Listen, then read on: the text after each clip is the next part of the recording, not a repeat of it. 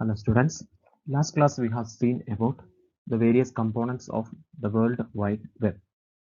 There we have seen about the web pages. Pages are collection of documents or items which is defined in certain languages. Then these web pages combined together to form websites and then serve the purpose of serving information or providing information to the users of World Wide Web. So today we are going to see two technologies used to create these web pages, HTML and XML. Okay. So HTML, the hypertext markup language, which is also used to create web pages and web applications. It is a markup language. And then XML, it is extensible markup language. As the name implies, it is also used to create web pages and web applications. It is used to transport the data, but not for displaying the data. That is the main difference between HTML and XML. So HTML is used to display the data or present the data, but XML is used to transfer the data. Okay, from a client side to server side or any web pages to another web page. That is the use of XML. Okay, so HTML. We are going to see the XML and HTML in detail. So HTML is a markup language which helps you to create and design web content. This content may be a table or a particular web page with animation or some different items in the web page. It has a variety of tag and attributes for defining the layout and structure of the web document. Okay, so it has tags are there. So that is the basic element of HTML, tags and attributes. Using these tags, we can create the layout and structure of the web document. You can add or remove elements, or you can make the stylish environments for the web pages using this HTML. Then it is designed to display the data in a formatted manner. Okay, not only just textual information are displayed there, it is displaying the data we want to present to the user in a formatted manner, a well-ordered manner. Then HTML document has the extension .htm or .html. Okay, so that is the extension to designate this particular file is an HTML file. Then you can edit the HTML code using any basic code editor, just like Notepad or WordPad. Even this Microsoft Words or any other editing software or text editing software can be used to edit the HTML codes. Then browsers renders the tags used and present the content you want to display with or without applied formatting. Okay, so the web browsers we are using, either it is Google Chrome, Mozilla Firefox, or any other particular type of web browser, these browsers render the tags used and present the content you want to display as based on your tags, either with or without the formatting. Okay, some browser may not support this particular tags there, then that particular session will be displayed without formatting. Okay, so that's how HTML codes are displayed in web browser. So each and every web browser nowadays, each and every web browser supports the HTML tags. So it renders these tags, or it understands the purpose of these tags, and then the content in between this opening and closing tags. Okay, each and every tag in HTML has opening and closing section. So in between this opening and closing section, the browser renders that and displays the content with a formatted manner. That's how HTML works. Then HTML is the combination of hypertext and markup language. So two parts are there, hypertext and markup language. Then hypertext defines the link between the web pages. In the last section about World Wide Web, we have seen about that this each and every web page is linked to other web pages. Then the millions of web pages are interlinked with each other and providing a large network of web pages. Thereby, we are accessing the information from websites. Okay, so hypertext defines this link between web pages. Then a markup language is used to define the text document within the tag, which defines the structure of the web page. Okay, so a markup language is a language in which the elements or the tags. Okay, so tags are there. So whatever the content in between these tags are formatted according to that particular tag. Okay, so that is a markup languages. So it's an example of HTML page. Then doc type HTML, it is the starting tag or denoting this particular web page is created using this HTML section. Okay, then head means it is for heading, the heading part. Then title, you can see page title, then slash title, it is a closing section. So title and page title slash title, it is the opening tag and closing tag. So closing tag is denoted by a slash symbol, including a slash symbol also. Then head tag is closed there. Then body h1, that means heading 1, then first heading, then slash, again t, then slash p, it is denoting a paragraph. Okay, etc. Different tags are there for HTML to make a particular web page formatted, designed or formatted view to present a web page, present textual information in a formatted or designed view. Next, we are going to see about HTML features. Okay, what is the main features of HTML? It's a simple language which supports the authoring of web pages. Okay, creating web pages made easy using this HTML. It is a simple, very simple language we can learn easily. Then it is rich enough to provide support for multimedia embedding in documents. Okay, so when newer updates came, it supports multimedia embedding. That means connecting or embedding multimedia content, which means either it is can be an image or video or an audio file or external links. External multimedia links are there. So some web pages have a mini player will be there. Mini media player will be there. Then inside that particular media player, the supported medias related to that particular page is played. Okay, then flexible enough to support hypertext linking. It is flexible language also, so it supports hypertext linking. It supports linking to other web pages, so it can be connected to other web pages. Now there are some advantages for HTML. HTML document browser interface are very simple to build. Okay, so a connection between the HTML document created and the browser is very simple to build.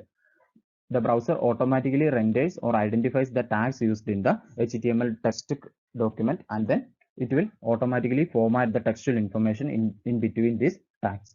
Okay, then it works across a system which is otherwise unrelated. Okay, it works across systems which are otherwise unrelated. That means two unrelated systems are correlated with the use of HTML. Then HTML is easy to understand and easy to learn. And you can use many tags to make a web page. There is multiple tags are available.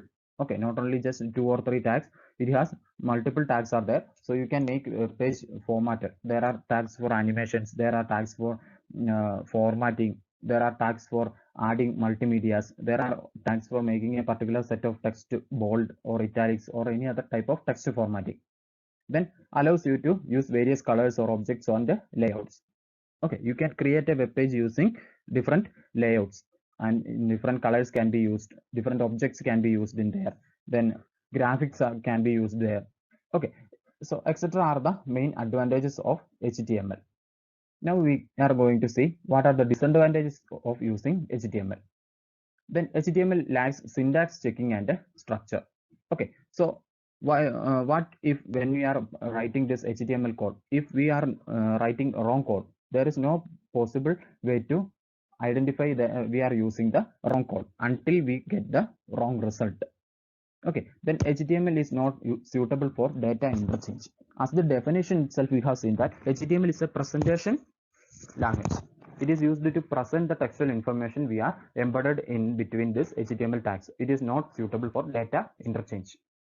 Then HTML is not context aware. So the context is not aware by this use of HTML tag. We are not aware of the context while using HTML. Then HTML doesn't allow us to describe the information content. Okay, so it is not possible to write the information content using the HTML.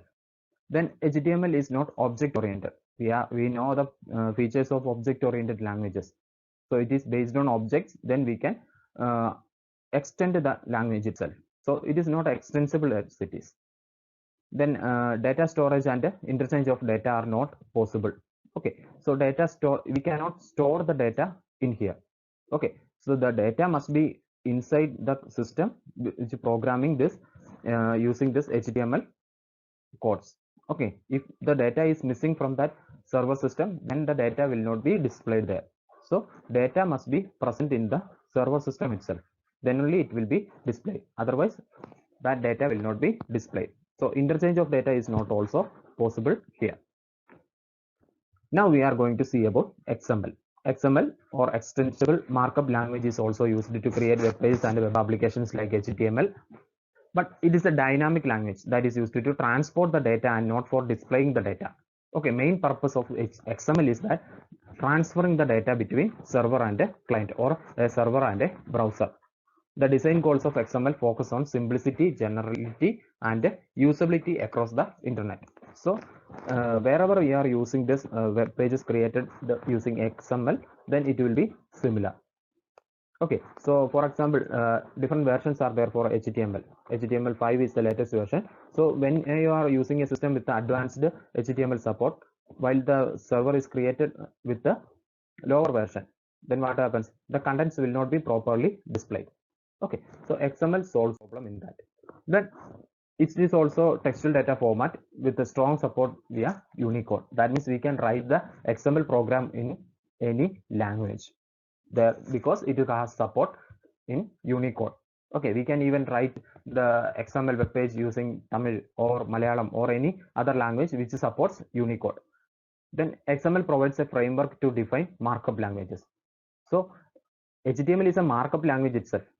So XML used to create such kind of markup languages.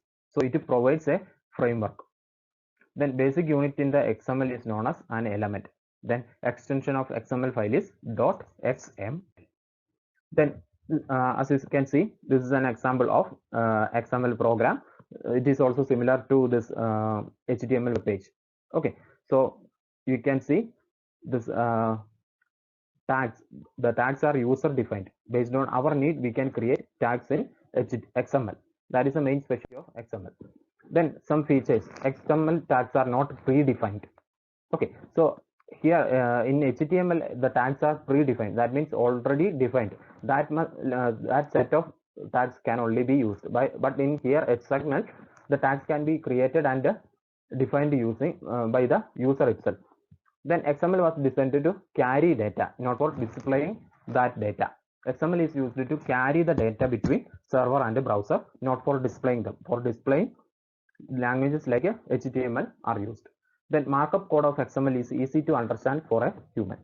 It is very easy to understand the markup code of XML.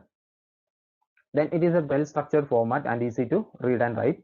Then XML is extensible markup language like HTML. So it's an advanced form of HTML.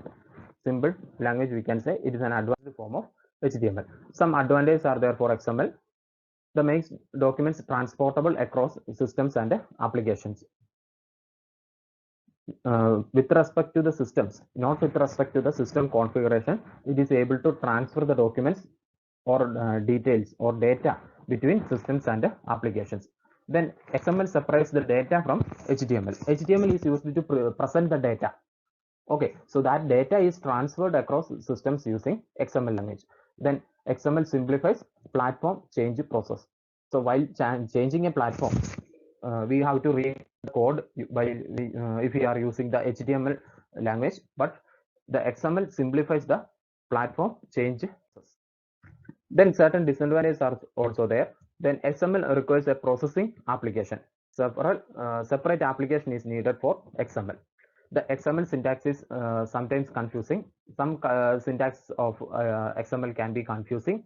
Then no intrinsic data type support is there. Then XML syntax is redundant. Then does not allow the user to create his tags. Okay, these are the disadvantages of XML. Then there is a basic comparison between HTML and XML. So HTML is a static language. That means HTML can create and view only. Okay, no dynamic changes are there, but XML is dynamic. Then HTML is a markup language. Then XML is used to create this markup language or provides a basic idea on markup languages. Then HTML can ignore small errors, but XML has not a provision for XML has a provision for error management, so it does not allow errors. Then HTML is not case sensitive, but XML is case sensitive. HTML tags are predefined tags, but XML tags are user defined tags. There are limited number of tags in HTML compared to XML. Then XML tags are extensible. We can extend the working of or capacity of XML using tags. Then HTML does not preserve white spaces. It does not preserve white spaces. If there is white spaces are there, then that is omitted, while XML preserves this white spaces. Then HTML tags are used for displaying the data only, but XML tags are used for describing the data or transferring the data. Then in HTML, closing tags are not necessary, but in XML, closing tags are mandatory. Okay, so that's all about XML and HTML. Okay, so thanks for watching. Do understand this concept using this video and learn from your textbook and other resources also. Thank you.